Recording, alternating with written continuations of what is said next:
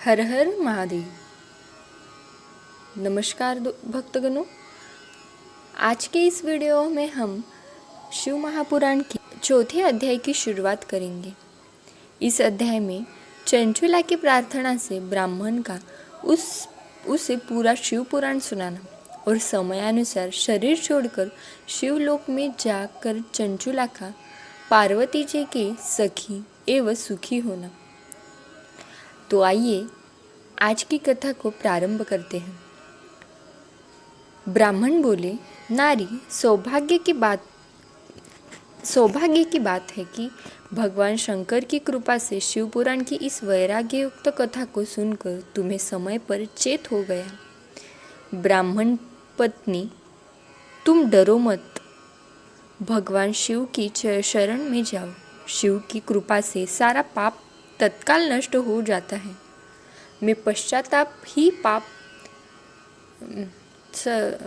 मैं तुमसे भगवान शिव की कार्तिकता से युक्त उस परम वस्तु वर्णन करूंगा जिससे तुम्हें सदा सुख देने वाले उत्तम गति प्राप्त होगी।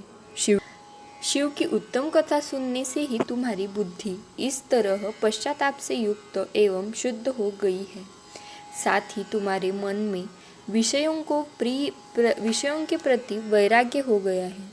पश्चाताप ही पाप करने वाला पापियों के लिए सबसे बड़ा प्रायश्चित है।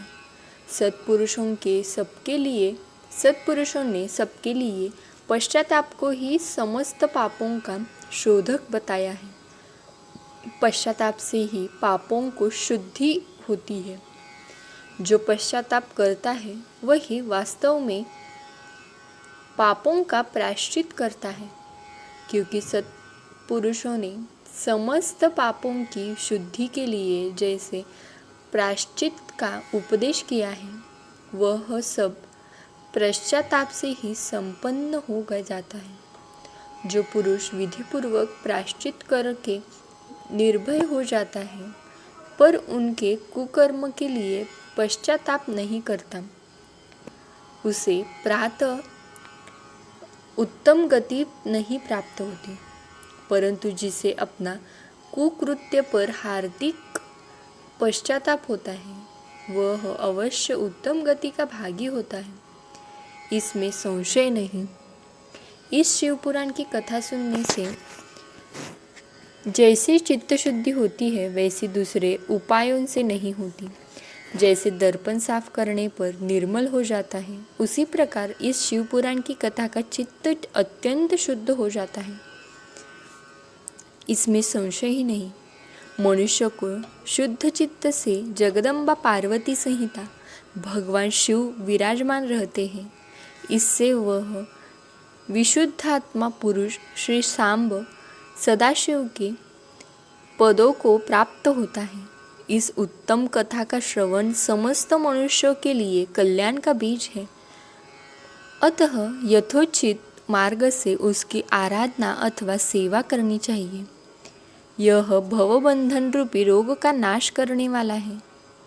भगवान शिव की कथा को सुनकर फिर अपने हृदय में उसका मनन एवं निधिध्यासन करना चाहिए। इससे पूर्णतया चित्त शुद्धि हो जाती है। चित्त शुद्धि होने से महेश्वर की भक्ति अपने दोनों पुत्रों यानी ज्ञान और वैराग्य के साथ निश्चित ही प्रकट होती है। तत्पश्चात महेश्वर के अनुग्रह से दिव्य मुक्ति प्राप्त होती है, इसमें संशय नहीं। जो मुक्ति से वंचित है उसे पशु समझना चाहिए, क्योंकि उसका चित्त माया के बंधन से आसक्त है। वह निश्चय ही संसार बंधन से मुक्त नहीं हो पाता। ब्राह्मण पत्नी, इसलिए तुम विषयों से मन को हटा लो और भक्ति भाव से भगवान शिव की इस परम पावन कथा को सुनो। परमात्मा शंकर की इस कथा को सुनने से तुम्हारे चित्त की शुद्धि होगी और इसमें तुम्हें मोक्ष की प्राप्ति भी होगी। जो निर्मल चित्त से भगवान शिव के चरण विंदों का चिंतन करता है उसकी एक ही जन्म से मुक्ति हो जाती है। यह मैं तुमसे सत्य सत्य कहता हूँ। सूत जी कहते हैं, शौनक, इतना कहकर वे श्रेष्ठ शिव भक्त ब्राह्मण चुप हो गए। उनका हृदय करुणा से आर्द्र हो गया। वे शुद्ध चित्त महात्मा भगवान शिव के ध्यान में मग्न हो गए। तदंतरम बिंदुग की पत्नी चंचुला मन ही मन प्रसन्न हो उठी। ब्राह्मण का उक्त उपदेश सुनकर उसने नेत्रों में आनंद के आंसू छलक आए थे।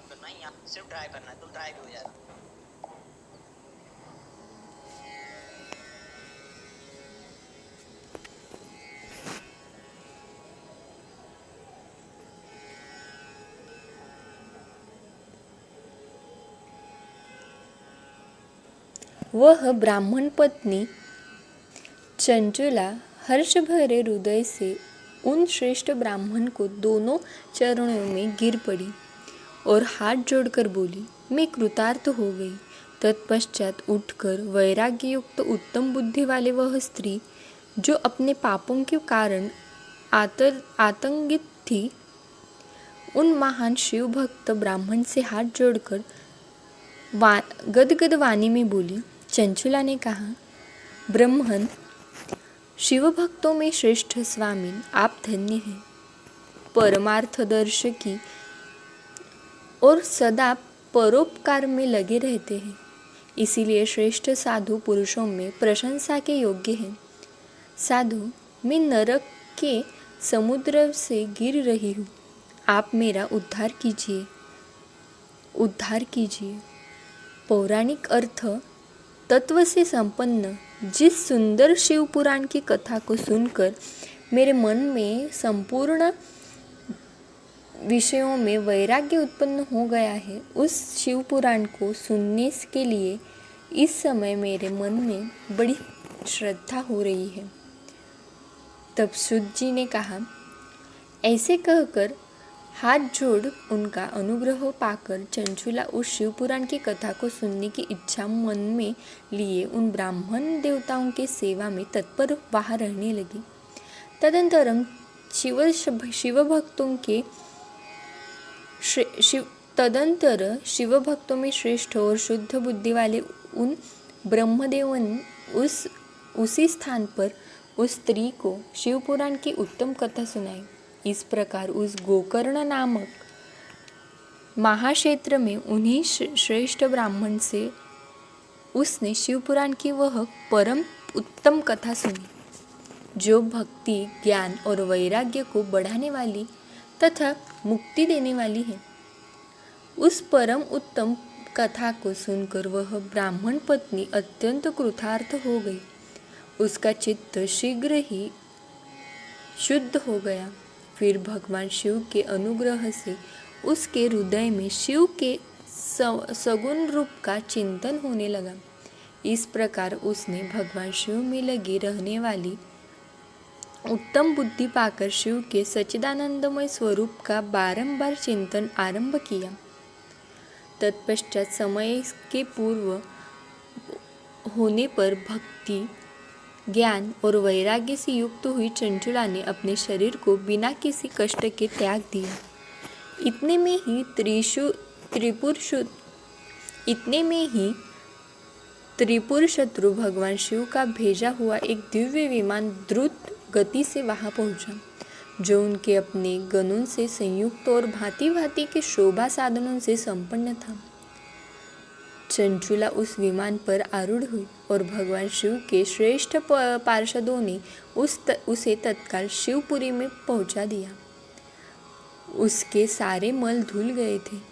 वह दिव्य रूपधारिणी दिव्यांगना हो गई थी। उसके दिव्य अवयव उसकी शोभा बढ़ा रहे थे। मस्तक पर अर्धचंद्र का मुकुट धारण किए वह गौरांगी देवी शोभाशाली दिव्य आभूषणों से विभूषित थी।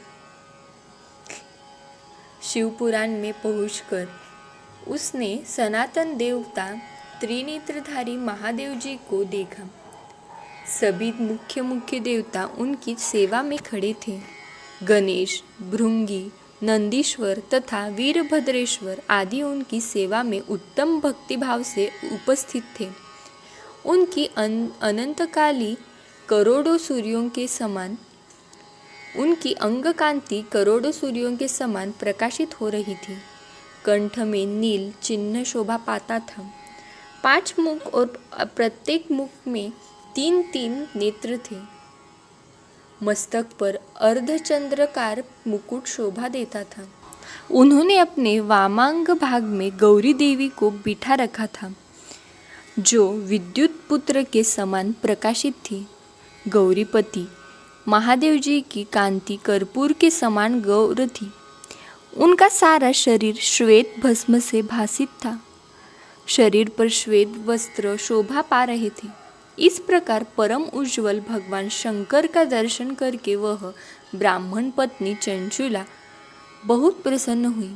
अत्यंत प्रीति युक्त होकर उसने बड़ी उतावली के साथ भगवान को बारंबार प्रणाम किया। फिर हाथ जोड़कर वह बड़े प्रेम आनंद और संतोष से युक्त हो विनीत भाव से खड़ी हो गई। उसके नेत्रों से आनंदाश्रुओं की अविरल धारा बहने लगी तथा संपूर्ण शरीर में रोमांच हो गया। उस समय भगवती पार्वती और भगवान शंकर ने उसे बड़ी करुणा के साथ अपने पास बुलाया और सौम्य दृष्टि से उसकी ओर देखा।